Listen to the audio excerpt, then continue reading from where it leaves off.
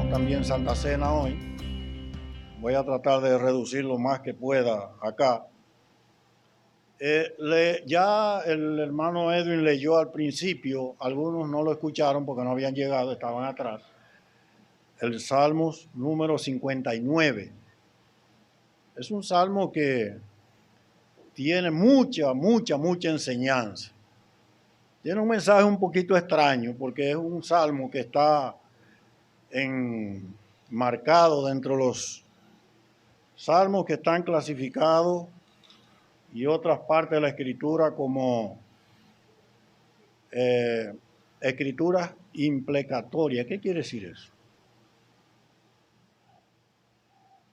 Imprecatoria.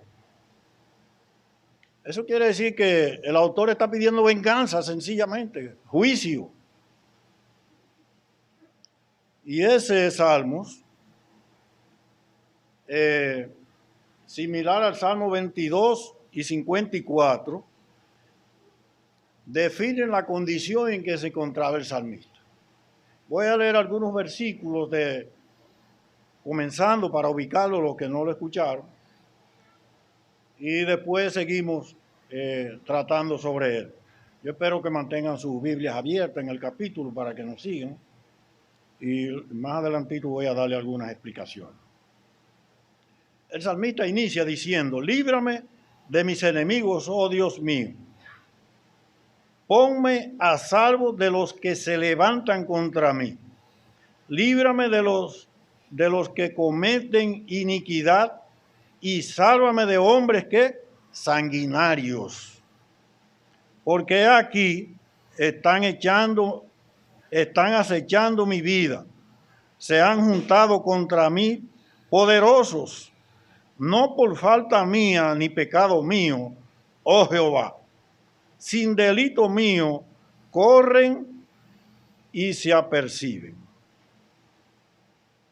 Y le agrega el salmista a Dios: despierta para venir a mi encuentro. Y mira. Y tú, Jehová, Dios de los ejércitos, Dios de Israel, despierta para castigar a todas las naciones. No tengas misericordia de todos los que se rebelan con iniquidad.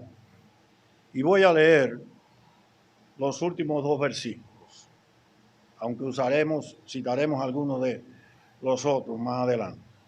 Dice: pero yo cantaré de tu poder y alabaré de mañana tu misericordia, porque has sido mi amparo y refugio en día de mi angustia. Fortaleza mía, a ti cantaré, porque eres, oh Dios, mi refugio, el Dios de mi misericordia. Amén. Aunque tengo un tema sobre este salmo, realmente no tiene un enfoque temático como tal.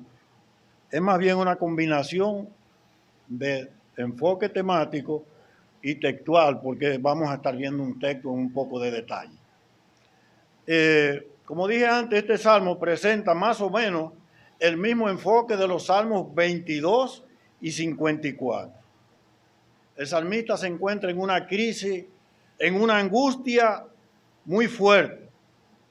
Sentía miedo, sentía angustia, estaba aterrorizado literalmente. Y dirían ustedes: ¿por qué no di que ese hombre hasta devoraba leones cuando venían siendo pastor? Bueno, yo lo creo porque la Biblia lo dice. David no le tenía miedo absolutamente a nadie. Siendo un jovencito, todos conocemos la historia, ¿verdad? Que mientras todo el pueblo y todos esos grandes militares entrenados en el pueblo de Dios para combatir con lo que fuera, estaban apabullados frente al gigante Goliat, surgió ese muchachito, un chamaquito de nada, como diríamos, ¿verdad? Y enfrentó a ese gran gigante y lo derribó. ¿Pero cómo lo hizo? Con sus fuerzas, con la fuerza de Dios. Por eso yo quiero usar el tema, aunque dije que el mensaje como tal no es únicamente temático, nuestro gran refugio. Y vamos a estar hablando sobre eso y martillando sobre eso. hasta que lo entendamos, que el refugio tuyo como hijo de Dios, el refugio de la humanidad es el Dios de los ejércitos. Y de ahí no debemos salirnos. Y esa es la esperanza que debemos nosotros tener, hermanos, en cualquier circunstancia que estemos viviendo. No importa la magnitud ni la naturaleza que tenga. Dios es nuestro gran refugio. David estaba apabullado como dicen por ahí, como un conejo asustado, porque realmente él lo expresa en el Salmo. Si ustedes lo leen paso a paso, van a ver que dice, poderosos se han levantado contra mí y me persiguen para eliminarme. Los que recuerdan un poco la historia, sabrán que el rey Saúl andaba detrás de David para devorarlo, sencillamente por egoísmo y por envidia, porque prácticamente ya el tiempo de Saúl había concluido. Pero él no quería pasar la antorcha. ¿Y cuántos de nosotros creemos que somos para siempre y no queremos dar paso a más nadie? Una de mis grandes preocupaciones como guía en esta iglesia que el Señor nos ha puesto y ustedes con mucho gusto han aceptado, una de nuestras preocupaciones y nuestros planes y proyectos es que desde el más grande hasta el más chiquito en esta iglesia se desarrolle para trabajar eficazmente en la obra de Dios.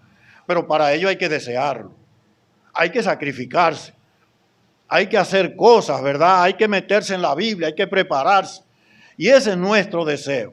Pero hay gente que creen que no. Yo de verdad, ojalá que tuviéramos en la iglesia una estructura que ya yo pudiera estar sentado allá atrás escuchándolos. Ese es mi mayor deseo, porque ya tenemos muchas limitaciones físicas y qué sé yo, hasta mentales. A veces llegan nuestras lagunas y no hay forma de que recordemos cosas. Pero el Señor en su misericordia nos guía y nos ayuda y nos protege. Así que yo espero, hermanos, que nosotros despertemos, abramos los ojos y sepamos que nuestro refugio está en Dios. Ahora pregunto, ¿qué es un refugio? Sencillamente, de acuerdo a ustedes, ¿qué es un refugio?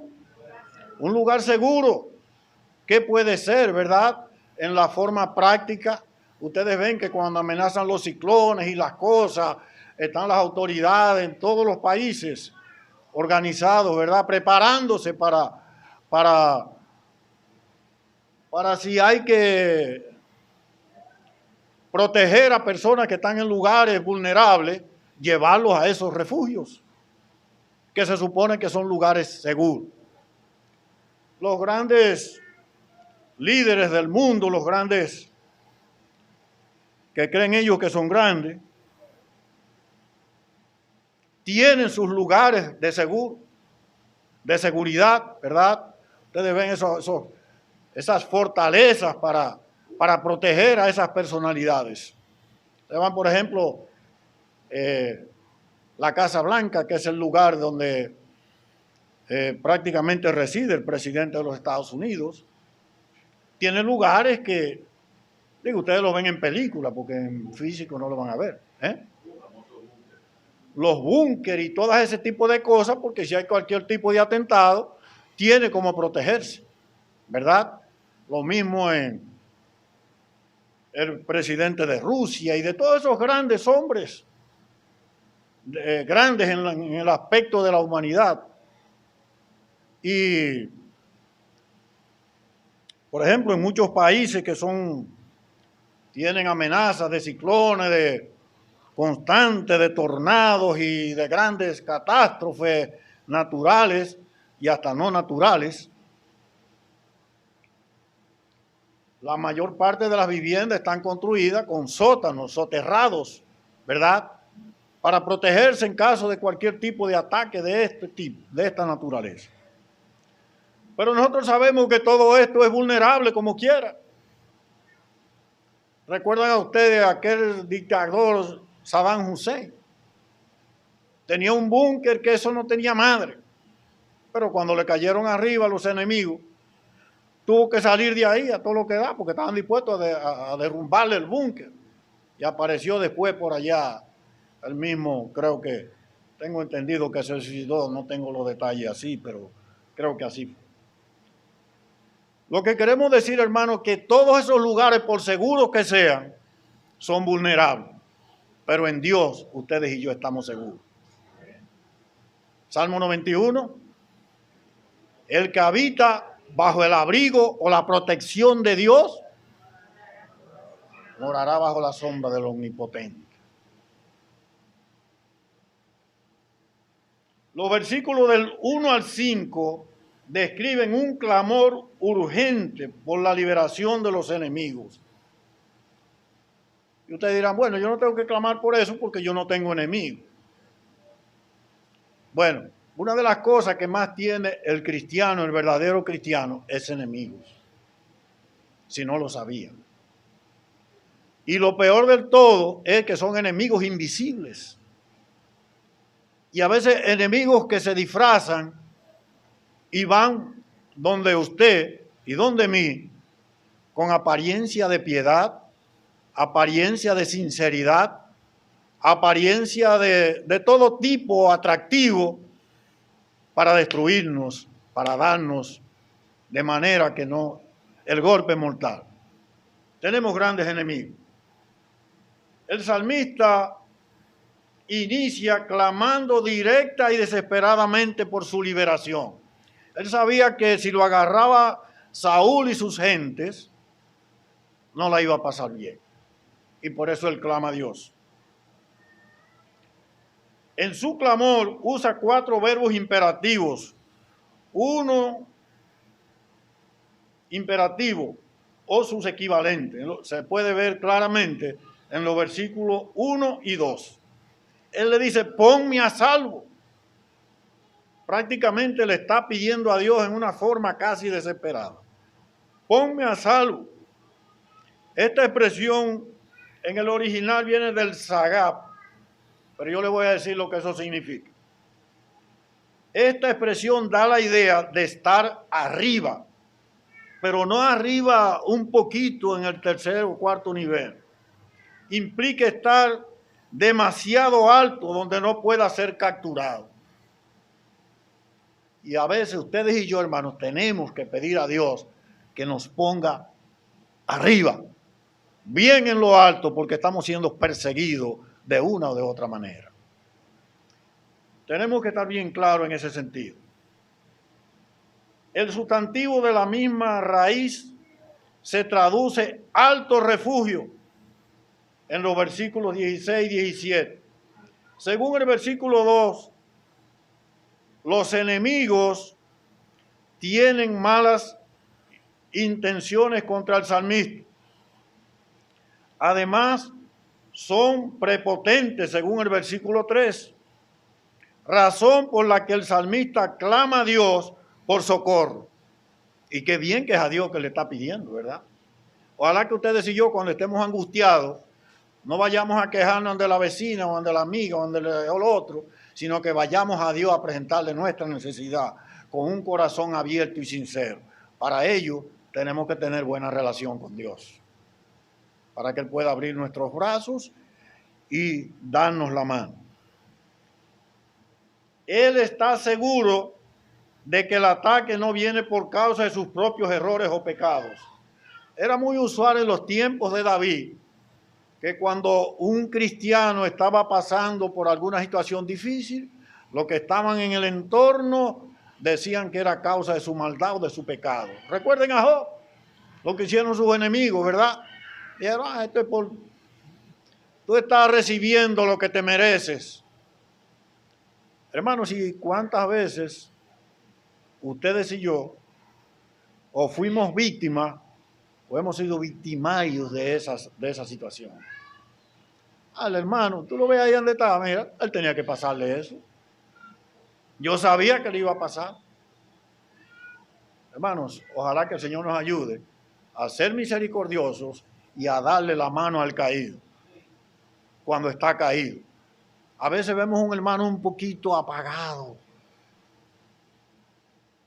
Lo vemos un poquito, qué sé yo, como lento. Y en vez de entenderle el brazo y decir, hermano, ¿qué te pasa? Jesucristo no ha muerto, Él sigue vivo. Lo que hacemos es que comentamos con otro que nos queda cerca. Yo no sé qué le pasa al hermano o a la hermana, que últimamente le estoy viendo como un poquito apática. Eso es que está fría en el Evangelio. Hermanos, no. Vamos a darle la mano. El salmista estaba clamando. Él dice, yo no he hecho nada. No he pecado contra ti en este momento, aunque en otras ocasiones lo había hecho. Los ataques contra los hijos de Dios, hermanos, vienen porque el enemigo está enojado y pelea contra Dios y todos aquellos que tratan de agradar al Señor. Los versículos 3 al 5 contienen una variedad de géneros. Aparecen queja, declaración de inocencia, petición. El salmista está en una crisis y quiere que Dios se apresure, se dé rápido porque él no soporta más. Estaba a punto de desesperarse. ¿Ha estado usted en un momento a punto de ya no resistir más? Si no lo ha estado, puede llegar el momento. Y debemos estar preparados para, como hizo el salmista, reconocer que nuestro refugio está únicamente en Dios. El salmista acudió allá. Apresúrese, dése prisa. Decir despierta, expresando los versículos 4 y 5, es una manera de pedir la intervención urgente de parte de Dios. Toda la Biblia enseña, hermanos, que Dios interviene en la historia humana. Es el que interviene, Él es el que nos libera, Él es el que nos ayuda, hermanos, en los momentos más difíciles. Debemos estar seguros de Él. Él es el que actúa cuando ustedes y yo más lo necesitamos. Interviene en los asuntos de cada persona que clama a Él. Esta es la motivación de la oración. Es la fe que expresa el salmista. Él estaba seguro que Dios era su refugio. Este piensa, si Dios juzga a todas las naciones, seguramente juzgará este asunto que me está pasando, expresado en el versículo 8. Se compara a los enemigos con perros que se apuran para atacar a sus víctimas. Así son las fuerzas malignas, las fuerzas diabólicas que están acorralándonos a veces a nosotros en diferentes circunstancias. Enfermedades fuertes que llegan a ti, a tus familias cercanos. A veces falta de sustento. ¿Cuántos se han visto apretados a veces un día en la casa? Que no sabemos qué vamos a resolver hoy con los muchachos o con nosotros mismos. ¿Pero ha aparecido Dios? ¿Sí o no? Si confiamos, Él llega a tiempo. Decía el gran evangelista Fernando Bagnoni, un hombre de Dios, formaba parte del equipo, parte principal del equipo de Luis Palau. Él decía en una ocasión, en una conferencia que lo escuchaba de manera personal, él decía, Dios nunca llega tarde. Dios llega justo en el momento que tú y yo lo necesitamos. Lo único que tú y yo tenemos que andar conforme al plan y los propósitos de Dios para que Él llegue. Porque Él está a la distancia de un simple pero sincero clamor. Dios está ahí, hermanos, para ayudarnos. Él es nuestro refugio. El salmista piensa, hermanos, que Dios puede proteger. El juicio de Dios, versículo 8 hasta el 13, el juicio de Dios está reiterado en los versículos 8 al 13, que lo presenta también el versículo, de los versículos del 8 al 13. Indica el señorío y el poder de Dios. Abatir a estos enemigos, aunque son fortísimos, imagínense, era el rey, tenía todo el poder, ¿verdad?, para hacerlo. Aunque son fortísimos, no será difícil para Dios, pensaba David, que él lo consideraba su fortaleza según el versículo 9. Él estaba seguro que Dios le iba a librar, porque Dios es su fortaleza y su alto refugio. Dice, porque Dios es mi defensa. El salmista podía orar con confianza y salir adelante. Me saldrá al encuentro, decía el versículo 10, o irá adelante. Me saldrá al encuentro o él irá delante de mí. Dios, hermanos, debe abrir, o más bien sabe abrir y proteger nuestro camino siempre y cuando andemos conforme a sus planes y propósitos. Versículo 11, una petición un poco fuerte donde entra ya el deseo de venganza, el deseo de que Dios actúe de manera drástica contra esta gente. Y aunque ustedes y yo, hermanos, no debiéramos desear esto para nuestro semejante, el que te estorba, cualquiera que te esté estorbando en este mundo, humanamente, pero sí debemos desear que Dios destruya todas esas huestes malignas que nos persiguen y nos acorralan constantemente a través de diversos medios. Versículo 11, le dice, no los mates para que mi pueblo no olvide. El deseo del salmista es que Dios diera un ejemplo fuerte y que la gente pudiera verlo, que Dios es todopoderoso. El comentario de Calvino nos ayuda a entender mejor este sentido cuando nos dice lo siguiente, que cuando Dios no destruye a los enemigos inmediatamente, no es que estos hayan escapado de su mano. Dios va derrotándolos paso a paso. O sea, no se desespere. Si tiene algo que lo tiene ya insoportable, a veces, hermano, tristemente se da usted con vecinos que son insoportables, de una o de otra manera. Es muy lamentable decirlo, pero es así. Hay que ser pragmático, hay que ser claro, hay que ser práctico. Pero póngalo en las manos del Señor. Ore por el Señor, cámbialo o llévatelo bien lejos. Háganlo, hermanos. Nosotros tuvimos que hacerlo en casa. Sí, no me da vergüenza decirlo, es así. Teníamos unos vecinos que eran los 7 días de la semana que no daban paz. Usted no podía ni leer. Una bocina a todo dar. Y parece que eran tan poderosos como Saúl en sus tiempos.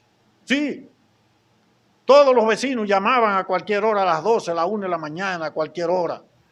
Y iba una patrulla, iba hasta un oficial de alto nivel y se lo oía cuando le preguntaba, ¿quién te mandó? Óigame. Y yo le dije a mi esposa, digo, mira, no hay de otra, ya no hay llamada al 911 ni a nada, a ningún sitio. Se habló con todo el mundo, se habló con la prensa. Alguien me dijo, dime, para tirar, escribí un artículo que, digo, no, tranquilo, hablo ahí. Yo sé con quién voy a hablar. Y comenzamos a orar al Señor. Le dijimos, Señor, o cámbialos o llévatelos a kilómetros de aquí. Hermanos, Diomedes está ahí, no pasaron ni 3, si pasaron 3 no llegó a 4 meses, que de forma inesperada se fueron, le pusieron un se vende a la casa. Yo ni sé dónde viven, ni me interesa. Ojalá que encuentren al Señor donde están, pero el Señor se los llevó. Porque Dios es nuestro amparo y fortaleza, hermanos, y es nuestro pronto auxilio en la tribulación.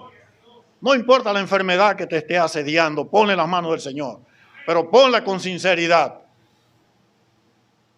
que Él puede obrar. Muchos de nosotros somos hoy un milagro de la obra de Dios en salud. Algunos conocen, otros no, que yo en el año 2000 estuve a punto de irme por una situación de salud que me dio, repentina.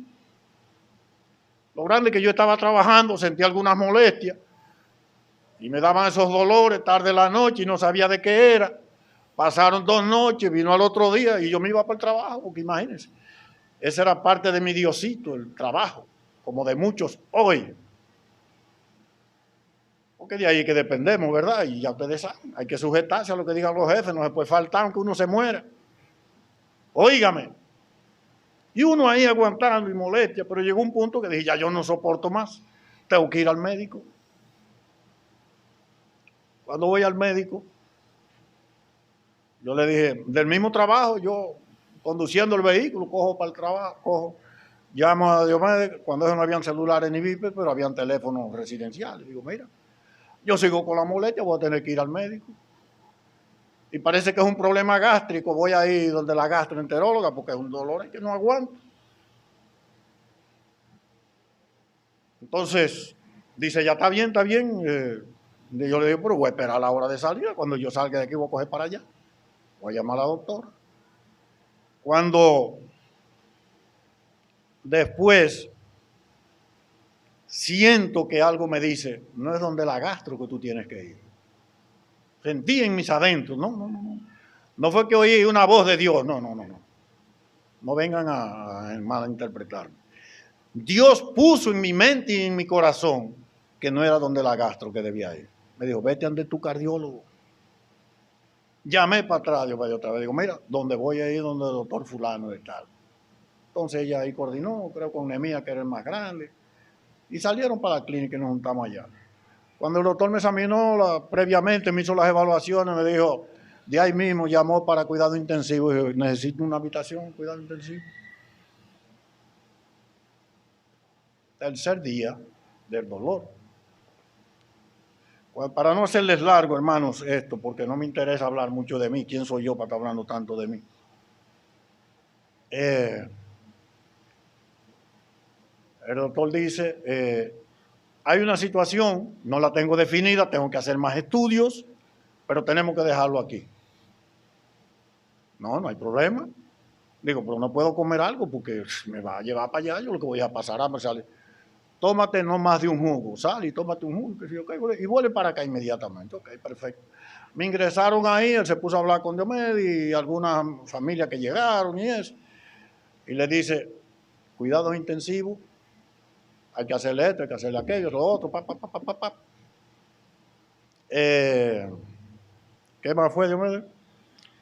El tema es, para finalizar esa parte, que el doctor mandó a hacer varios estudios y esa noche se fue él de la clínica más o menos a las 2 de la mañana, Diomedes, porque él pensaba que me iba a dar un infarto fulminante. Porque ya había tenido 2 noches, él dice, si le da esta noche, no sobrevive si no hay obtención. Me detectaron una pericarditis muy fuerte ya, que era viral, gracias a Dios. Y eso fue medicamentos y medicamentos. Yo duré varios días en cuidado intensivo y el Señor me libró. Digo esto porque yo sé que muchos de ustedes son sobrevivientes por la misericordia de Dios también. Los ha librado. Y esos son algunos de accidentes, hermanos. Muchísimo nos ha librado.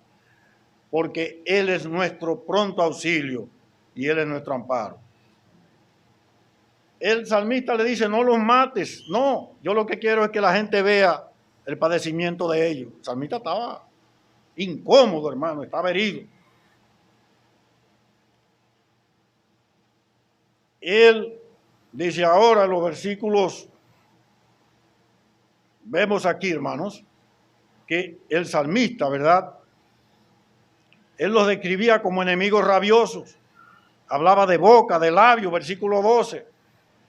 Él trae el énfasis, ¿verdad? Lo enfatiza porque él lo dice en el versículo 7 y vuelve y lo repite en el versículo 11. Ahora, aquí dice que Dios provocará la caída de sus enemigos. Una comunidad, hermanos, una sociedad o nación puede destruirse por sus propios pecados. Y eso es lo que lamentablemente la sociedad nuestra no quiere entender. que nos estamos autodestruyendo poquito a poquito. Los que recuerdan la historia pasada de la humanidad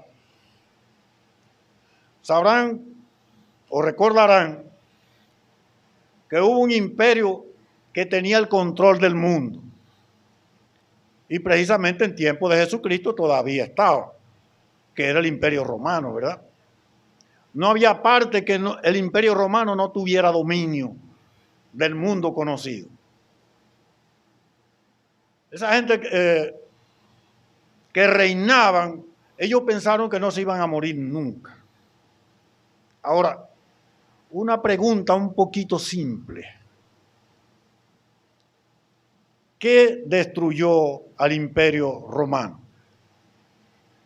Los enemigos. ¿Sabe alguien? No. Julio.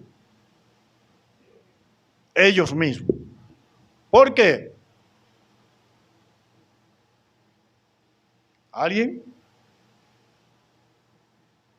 Ustedes son tímidos, yo sé que eso lo saben, pero ustedes son tímidos. Me dicen por aquí el pecado. El Imperio Romano se autodestruyó, como dijo Julio, y fue a causa del pecado, como dijo, creo Indira por aquí.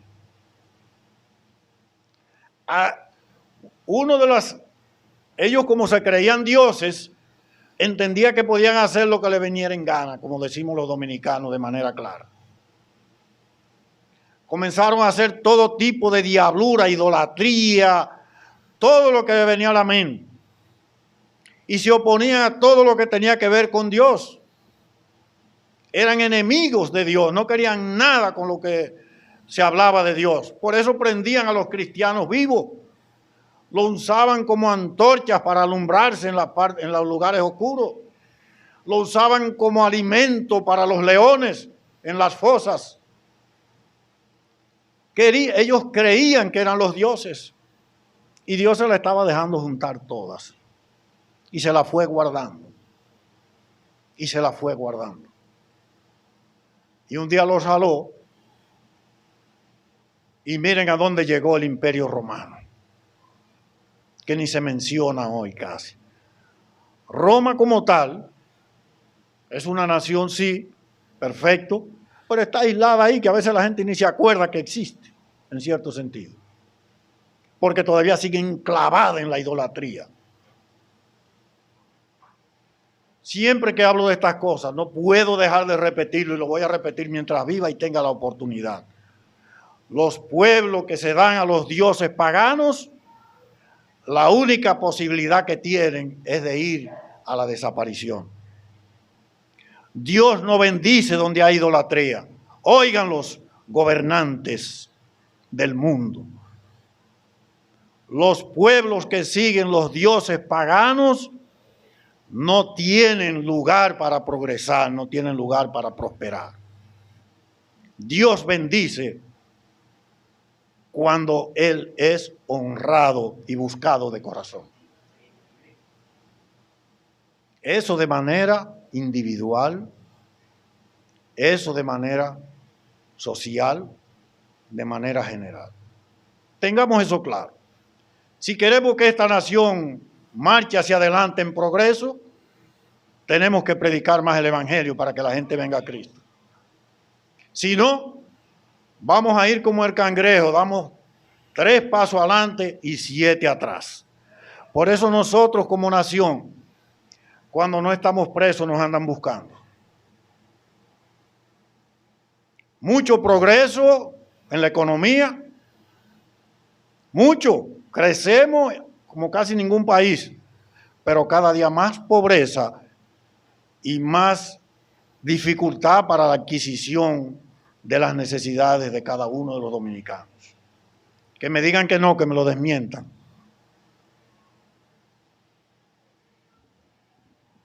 Porque no queremos buscar de Dios. Es más fácil andar detrás de los dioses, que tú te sientas allí a adorarlo ahora y de ahí sales a chismear y a mandar a matar a otro. ¿Sí? Sí, a hacer lo que me parece, a desear a la mujer de mi prójimo o el hombre de mi prójimo, de mi prójima, ¿verdad? Sí, no se alarmen. Yo le estoy diciendo lo que sé que hay. Y entonces hacemos todas esas diabluras y después al otro día vamos otra vez y hacemos y nos presentamos frente a ese Dios y salimos de ahí, volvemos y hacemos lo mismo. ¿Ok? ¿Puede caminar bien una nación que ande así? De ninguna manera.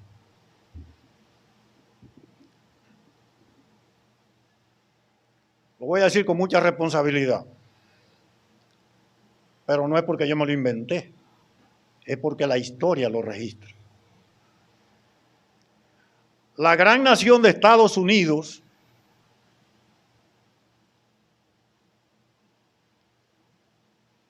es lo que es, y aún más lo que llegó a ser, porque ya no es lo que era, porque fue fundada sobre la base del cristianismo. Los primeros habitantes que llegaron a esa nación fueron cristianos ortodoxos, dados y metidos a la palabra de Dios.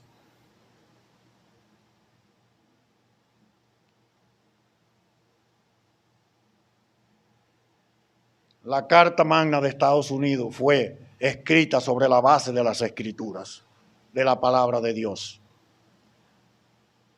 Y hoy muchas cosas de las que estaban forjadas allí las están sacando, por eso está viviendo lo que está viviendo la nación de Estados Unidos hoy, que no sale de una.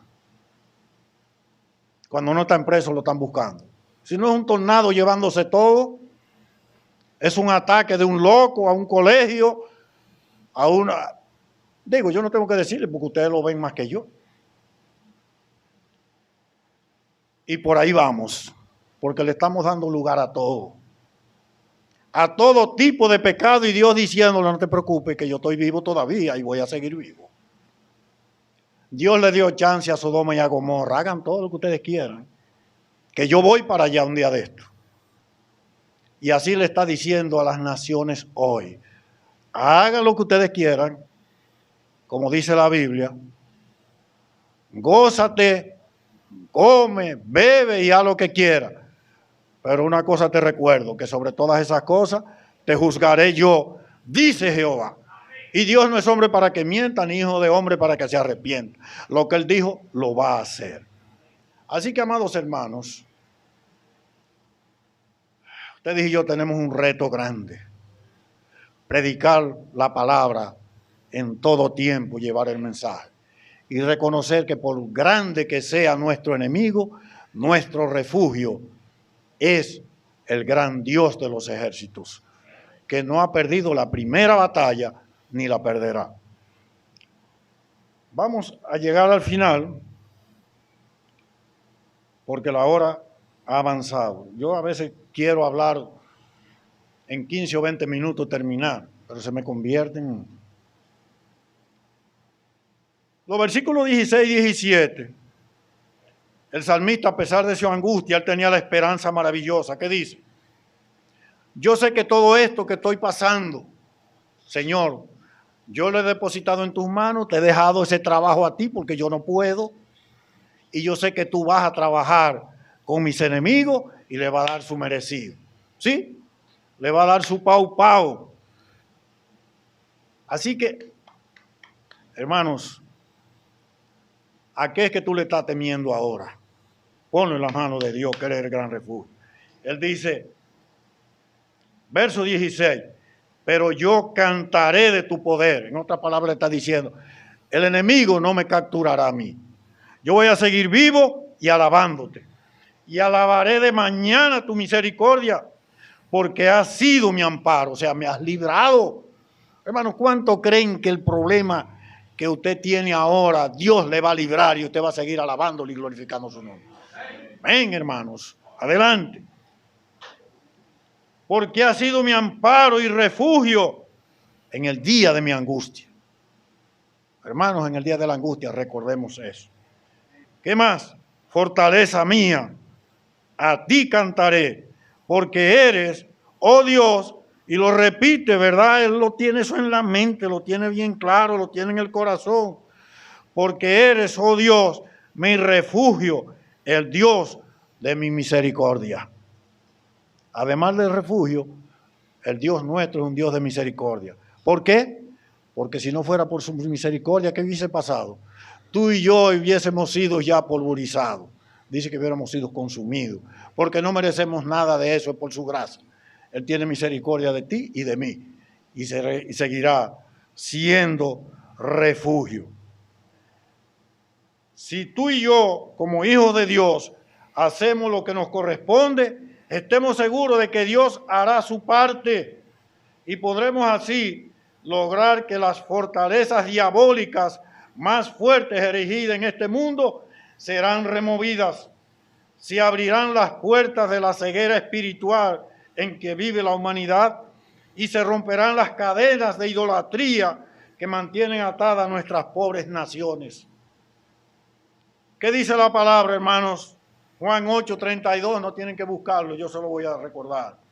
Y conoceréis la verdad, y la verdad os hará libre. Ustedes recuerdan que ese versículo está ¿dónde? En la bandera, y lo aplican los dominicanos.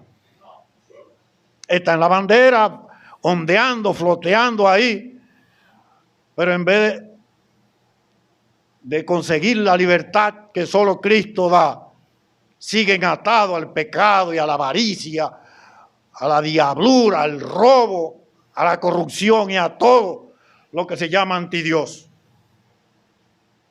¿Qué dice más el salmista ahí mismo, cerca, en el versículo 36? Así que si el Hijo os libertare, seréis verdaderamente libres. Amigo que me escucha, necesitas la libertad de Cristo para que puedas ser de veras liberado de lo que te tenga atado, no importa el vicio que sea, no importa la droga que sea, no importa la adicción que tengas, no importa el pecado que hayas cometido o estés cometiendo ahora mismo. Si Cristo te libera, serás verdaderamente libre.